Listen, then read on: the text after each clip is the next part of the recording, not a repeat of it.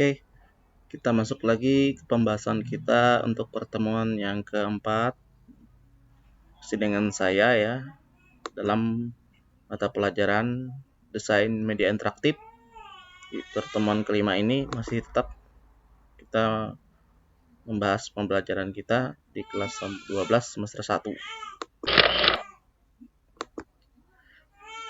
Bab 1, alur perancangan multimedia interaktif.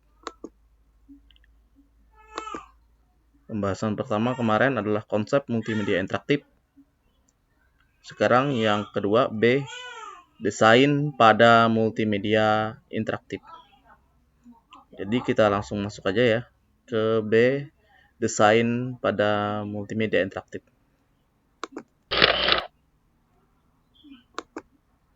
B, desain pada multimedia interaktif itu ada dua. Satu, penggunaan teori desain.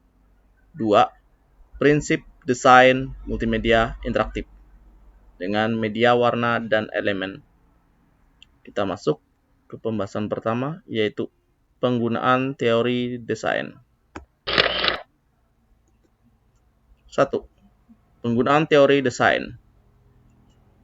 Dengan seiringnya perkembangan zaman, esensi dari proses desain semakin berubah dan berevolusi. Desain sekarang ini lebih mengarah mengenai menciptakan dan dibutuhkan sesuatu yang diinginkan oleh end user. Tahap-tahap teori desain secara runtut adalah sebagai berikut.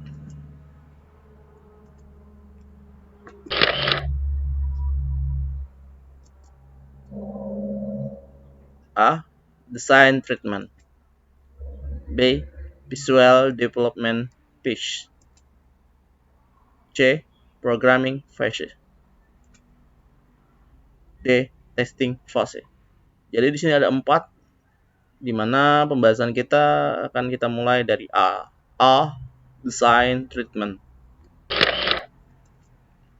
A. Design treatment.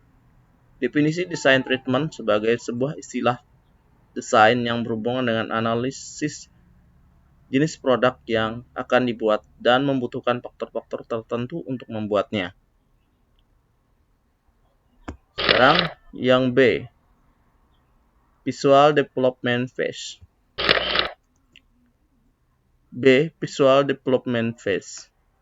Pembuatan aset-aset visual dilakukan pada tahap visual development phase dengan ruang lingkup berupa grafik yang akan digunakan sebagai objek dalam media efek visual, penggunaan huruf tipografi dan grafik interface.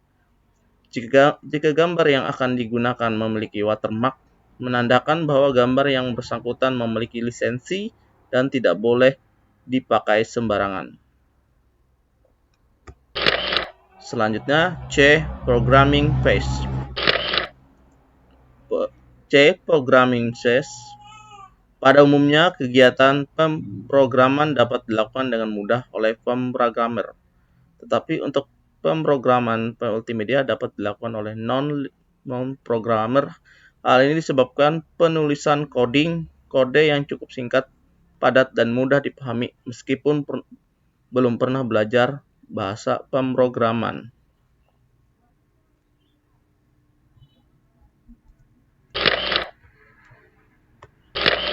Selanjutnya D. Testing phase. D. Testing phase.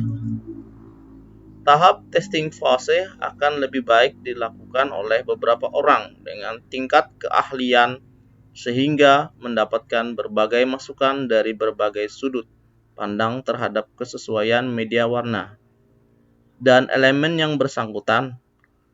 Tahap testing phase identik dengan sebuah proses pengumpulan informasi untuk memperbaiki segala kesalahan desain dan kesalahan programming. Tahap ini diperlukan sebagai bentuk kontrol kualitas atau quality control dari media warna dan elemen yang dibuat.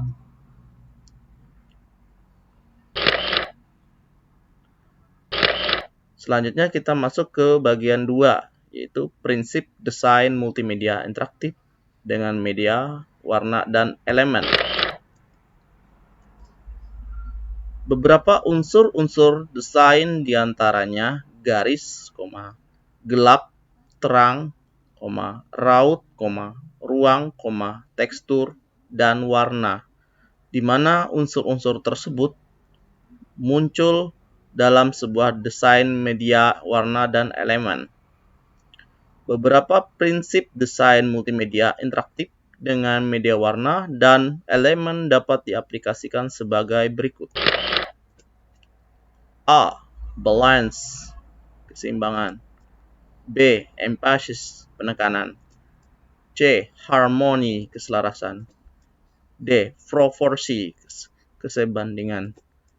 E. Ritme, irama. Dan yang terakhir adalah F. Unity, kesatuan. Kita masuk ke pembahasan awalnya, yaitu balance, keseimbangan. Balance atau keseimbangan. Keseimbangan akan terjadi jika elemen-elemen tersebut ditempatkan dan disusun dengan rasa serasi atau sepadan. Bentuk keseimbangan dikategorikan menjadi keseimbangan asimetris terkesan informal dan dinamis, serta keseimbangan simetris yang terkesan formal atau resmi. Oke, selanjutnya emphasis. Emphasis ini adalah tampilan emphasis dapat dicapai dengan cara menampilkan ilustrasi dengan proporsi yang lebih besar, mengganti ukuran teks, maupun menggunakan warna yang berbeda untuk penekanan. Dalam hal ini, tampilnya emphasis sebagai strategi komunikasi yang bertujuan untuk mengarahkan pandangan pembaca audiens pada suatu yang ditonjolkan. Selanjutnya, harmoni. Harmoni atau keselarasan. Sebuah media interaktif dikatakan dalam kondisi selaras atau harmoni jika tidak ada pertentangan antara satu elemen dengan elemen yang lainnya. Selanjutnya, D. Proporsi, kesebandingan.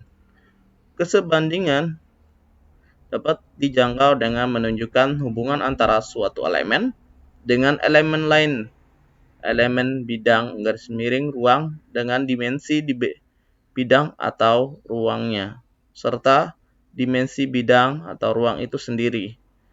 Proporsi sebagai hubungan perbandingan antara setiap bagian dengan bagian lain secara keseluruhan. Selanjutnya, E. Ritme atau irama. Ritme atau irama terjadi karena adanya pengulangan pada bidang tersebut yang menyebabkan seseorang dapat merasakan adanya gerakan, getaran, ataupun perpindahan dari setiap unsur yang ada. Selanjutnya F. United, kesatuan. United, kesatuan, pada dasarnya prinsip united, kesatuan akan tercapai jika prinsip-prinsip sebelumnya telah diterapkan. Prinsip kesatuan identik dengan sebuah kohesi, konsistensi, ketunggalan, atau keutuhan sebagai isi pokok dari sebuah komposisi.